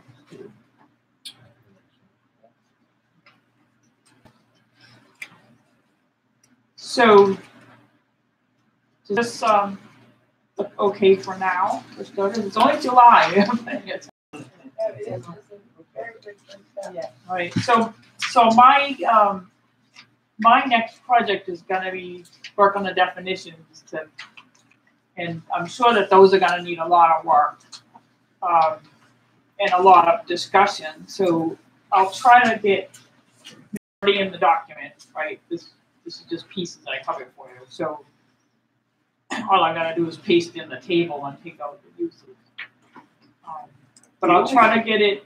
If I can get you the whole document like a week before your meeting with some work on the definitions, it would be really helpful if everybody else can take the time to read it and come to that meeting with your comments, because I think there'll be a lot of discussion. The fine points of all of this, and with all these eyes looking to make sure it hangs together right, and the definitions are doing what you want. This will really be the key step. so under 4B, yeah, under like 4B, it's clear that it says a luminaire with lamps or lamps rated at more than 1800, and then all flood or spot lights with lamp or lamps rated at more than 900, and then it goes on to say can't be higher than 20 feet. I wonder that 20 feet is pretty low. Is that suggesting that if you built a building where your roof line was, we allow up to 30 feet, you couldn't put a spotlight up at the top of the building? Correct. The goal is to get rid of eye contact with. Or a limit, right? Correct. And the 900 applies if you put up a spotlight, a fixture that's got 2 spotlights in it. Is it 900 per bulb or 900 total?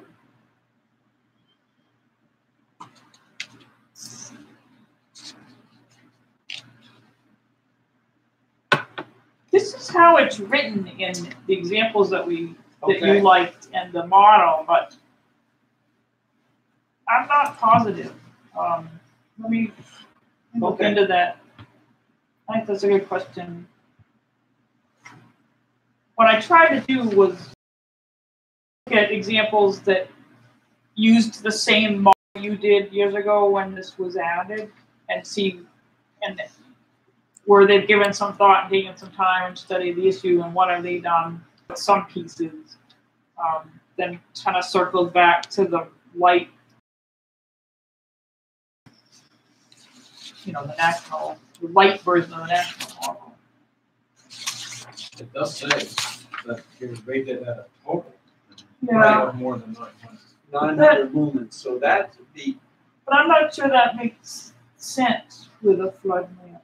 yeah, I mean, if you had a spotlight, 2 spotlights at 50 watts each, Yeah, are they it doesn't make, being regulated? yeah, that doesn't make, let me think about that. That doesn't amount to much. Doesn't amount to much light, no.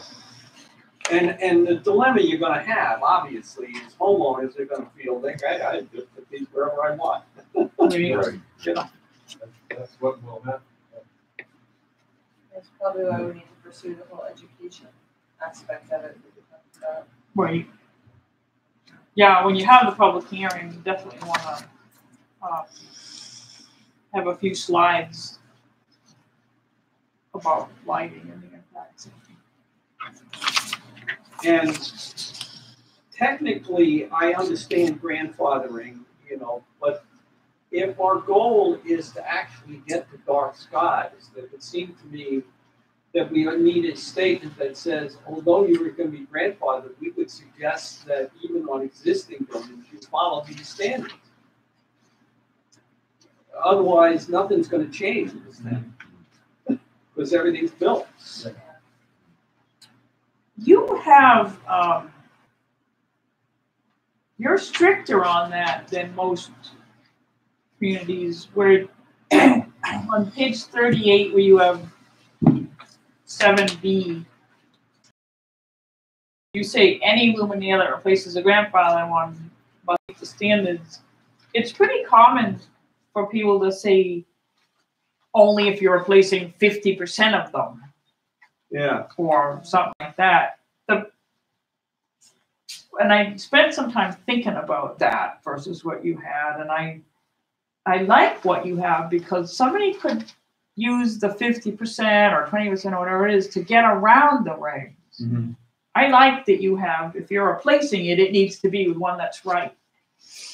Right? Because somebody might leave 20% of them broken in a parking lot, right? And you don't really want to be encouraging that. Right. So, so you're already stricter. You're already saying if they replace it, it needs to be the one that's right. Does all the town lighting currently conform to these requirements? Street lighting? The street light. You exempt that, right? Well, I know we do, but that is not exactly how to get a lot of volunteers. That all public and private lighting to comply with this to sustain surety, but then technically you have to have an exception for street lighting. Yeah. You say those can be at Well, they certainly 25 are feet. over the 20 feet. Yeah. Well, you say they can be 25 and exceptions. Luminaires for public roadway can be installed at 25 feet. Well, I don't know, well, maybe they're only 25 feet.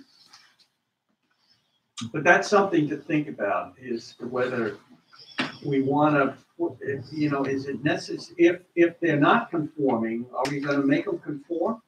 No, not till they're changing the light. You're making them conform if they, right now, if they change the light. There was something else I was thinking about with this, in terms of trying to be more walkable. I wondered if you'd wanna, at least think about what you wanna do with lights on pedestrian ways, because they may need to be closer to the property line. And sugar too. right? Yeah, there's that, but I was thinking about it because of this, property line setback. I'm presuming that most pathway lighting, with low voltage stuff or whatever, is exempted because the luminaire is just below the requirement for regulation. Which is good, I mean, Yeah, and maybe it's the incentive to do that yeah. too, to be able to be on the property line. The other thing, when I did lighting for the Cass County Planning Board, and the Boston's redevelopment was forefront on their mind when they were doing that, they put in exceptions for outdoor recreation facility lighting, like a ski area. Well, the one we've got is the tubing hill. And sooner or later, I think it's his intent to make those lights permanent. So what another community, Northampton, we've had a lot of back and forth with that planner because we were working. They've added from the planning board for lighting that doesn't comply to these regulations, so that you have an opportunity that in your site plan review to say, well, yeah, obviously you need it there in the swimming pool or tubing hill or whatever. That would let you vary this wise site idea to plan. provide conditional use Yep. permits. The nice thing about doing it that way, you're looking at it as part of their site plan in a comprehensive way versus them having to go to the zoning board for a variance and try to make it fit those criteria. It's a different kind of thing. It lets you keep, the more you can do that, it lets the zoning boards be the appeals board, period. Right. Rather than pseudo planners. All right, I'll add something in like that. We don't. Tara, question on that lighting in the winter with the tubing especially lot, that he has white lights in there. He was talking about putting blue lights in that. Is that something you can elaborate on? He said the white lights on the snow really reflect a lot of light. You know, blue light doesn't reflect as much. So that's the kind of thing that they'd be able to come to you for the conditional use permit, because it would make sense in that planning context. Would that be something that you would put into? No, I'd put in a process where now you've got these regulations, but you've got a couple things that aren't gonna meet it. They can come explain to you why it doesn't, and you give them a conditional use permit. It's usually gonna be in conjunction with a site plan.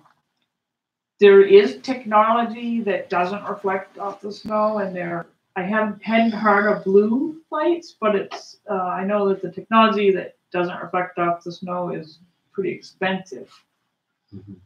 Because you're still gonna have the dark sky issues with light reflecting off the snow. That's really big, yeah. That would be an issue. I mean, I'm sure it is now in the winter. I'm sure that you can see Ottawa Valley from around more than in the summer. Does the regulation require that decorative lighting be, well, it says in here that it's seasonal. Under the heading of seasonal, it requires that decorative lighting be turned off after a certain number of days. So there are some properties where decorative lighting is on 12 months of the year. Can you point me to what you're looking at? Yeah, I saw Page 38. some minutes. He keeps adding to that. It's just not ringing a bell. There's seasonal, where to define the seasonal. Yes, and that's the extent to which the outdoor lighting is one, it's section 2 L. Specific illumination of outdoor areas or objects by any man-made device located outdoors that produce light by any means for a period of less than 30 days. I don't know if that's- That's section, that's talking about section, that goes with section 6, temporary outdoor lighting. Yeah, that's what I was looking for, is that, because the incident is that some large evergreen trees have lighting on them 12 months of the year. Yeah, and some communities get in the weeds on that, and I didn't know, this was just the starters, how does this look? Some talk about, it's exempt from November to January, but white lights can be out anytime. It's just how far in the weeds do you want to be on? Encourage the seasonal lights. They don't give off a lot of light pollution, from my understanding anyway. Seasonally, okay. But And is it, what if, is We it have- really a problem if I put orange ones in for Halloween? Right. no, we're talking about is that they turn them off after Well, but why? Why would you want them to? because of the dark sky. But how much light pollution are we getting from them? Well, if you had a large coniferous tree outside your house on the adjoining property and it's on, Well, you have still some protection for light trespass in here already. My gut feeling is that's the kind of thing that would make your amendments that's just not going to give you vote as a good feeling about. And as a resource community, like the athletic club with Heather Pine Trees illuminated year round, I would support it. Right. Because it's welcoming and it's you're coming in the evening in April and there's nothing, at least for little Tuesday nights, yeah, that's not the problem, but do they turn them off? I hope not. What I mean But is, they could easily be over, if you get a big tree, and the question becomes, what's the luminaire? Yeah. Is it the individual socket, or is That's it the multiple strings of light? And if the definition is the multiple strings of light, they could be easily over 1,800 lumens. And when the place.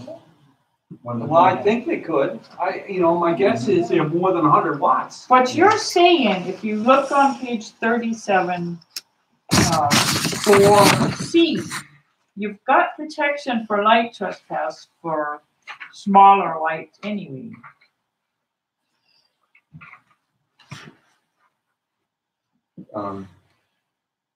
And the definition of light trespasses, it doesn't really quantify it.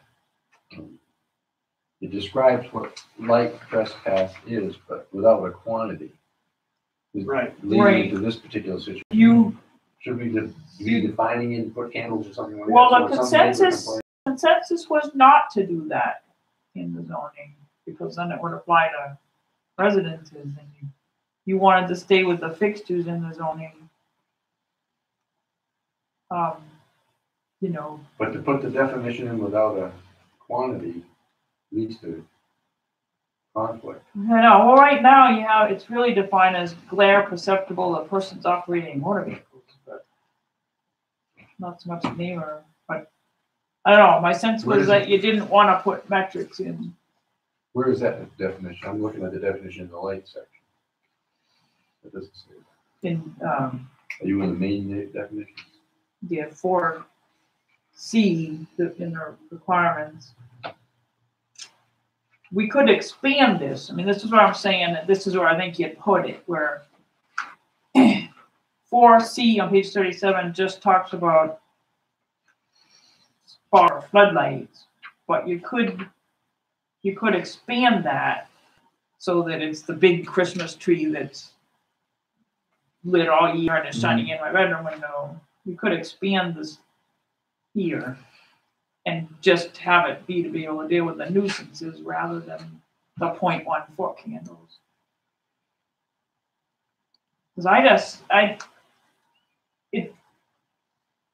we've had several meetings to talk about the light and whether you want to do the lighting zones, and the direction I got was not, because what about the pedestrian path that's lit and the lights? It's gonna be more than 0.1 foot candle on somebody's property, and you want the village center to be bright and vibrant and happening. So just didn't seem like as good a fit as we thought maybe when we started the conversation a few months ago. Is it conceivable to get a sub-statement in there that would suggest that the definition of light trespass is it's objectionable to an abutter?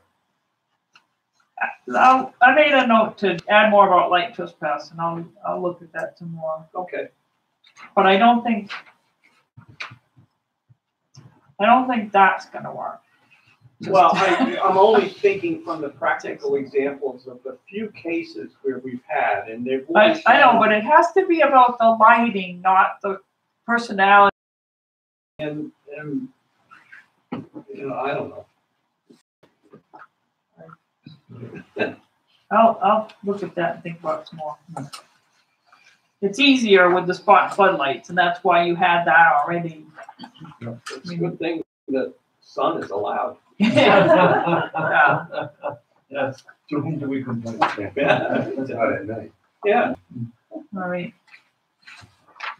Do any towns have any restrictions on the hours of illumination of these decorative lights? That is, I haven't seen that, no. I've seen just on the hours of like parking lots and public ways, but not private.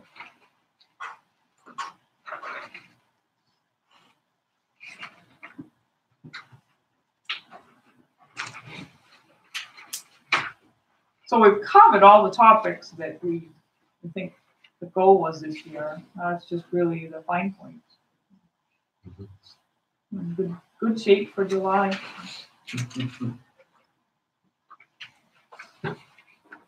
Okay, thank you, Tara. And the August Thank meeting, you. I don't know the calendar. Would that be the 9th or the 16th? The 9th. 9th.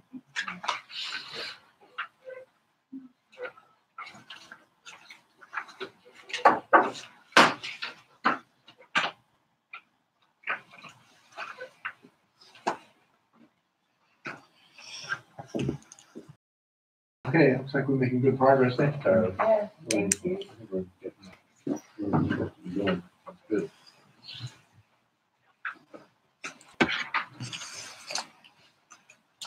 All right. Next item would be committee reports. Yeah, there's reference, Liz, email from Mark. A lot of what's been happening now is sort of the ground stuff for the engineering.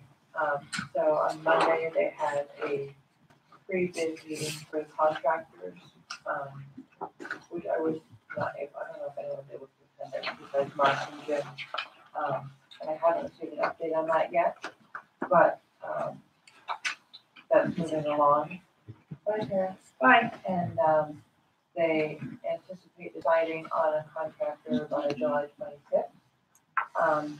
And yeah, Mark hopefully asks us like board to be able to have a special meeting on that day to be able to review and decide upon a contractor just to keep that rolling. The wetlands permit has been submitted, and it was submitted actually about a week ago. That review takes about 15 to 20 days, so that's sort of moving along at an appropriate pace for working within the contractor framework. That's about where we're at. So the sign has been selected. Yep, the one behind everyone over there. Yeah, the version that was selected. Just so that I can answer people's questions, I've been approached by a couple people that said, I thought the town was gonna have a chance to vote on that, which sign was gonna be done. And I think they did, at that, All Fishing Memorial, all that weekend, actually, so for 3 days, someone was out there for at least 4 hours a day, so folks could give comments and feedback, and it was online, and now it was noticed in the. yeah, was there were signs up in the and post so forth. office, and, yeah. And it was a voting situation with someone. It wasn't necessarily a vote, but it did happen that the majority of what people liked was what the group and the So it was select kind of board verbal liked the best too. discussion. A So, little notes, some people put notes in the box. yeah, and there's also a place to email Yeah. and suggestions, and it just so happened that what was most popular with people who commented was also what was most popular with the town board group and the select board. It was ultimately the select board's decision, and I believe that was. Yeah, it wasn't a formal vote. Right, but that was how it was. Select board decided. That was how it was portrayed at the town meeting. You get feedback, but it would be like a special meeting for a vote. When will it be finished? Well, if we get assuming we get the contractor selected on the 26th, a lot depends on the framework, but end of summer, early fall is the timeframe. I'm crossing my fingers for that. Yeah. So when you mentioned wetlands, does the conservation committee have to be involved? I don't believe so. I think it's very minimal. the Are you impact, but, absolutely sure about that? I'm not, but I'll check with Mark. I would think they'd have to be involved for any of that, Okay. just in case, Yeah. when you get it built, if they yell at you. You don't want that. No yelling. It's all a good project. Yeah, I'll double check with Mark on that. Okay. I was under the impression that it was just a normal party engineering, just because that one section off to the side is seasonal. It had the surveyors come through and delineate the wetlands, but I think everyone saw the little flags that were up. Yeah. Showing it. I think it was just part of that whole process that goes with any engineering and any seasonal or full-time wetland area. I believe it was seasonal. Yeah, I'll check with Mark, make sure they're on the same page. Quick question on the sign. So now we're gonna have this beautiful sign and, you know, it's got one flavor. Has there been any discussion with the resort about, you know, their old signage that they have up? Just because, you know, it's kind of like that different, you know, different look, feel. Actually, Matt Besser primarily has been involved with the town core group. Tim Smith has stepped in whenever Matt can't be a part, and they are expressing great enthusiasm for bringing all their signs up. They just didn't want to do anything before the town had a direction Smart. so that everyone can move forward. So yes, that's been the what's been expressed is that they're, yeah, looking forward to doing some updating as well. Awesome. Yeah. Any questions on that? Any new business anybody wants to bring up? Any communications, Gary? Nope. Okay. Then can I have a motion to adjourn? I'll make a motion to adjourn. I'll second it. All in favor? Aye. Thank you all for coming. Thanks.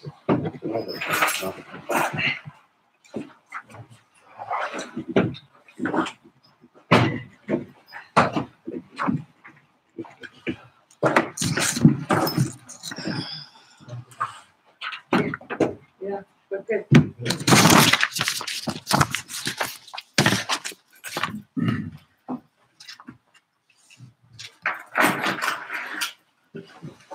Okay.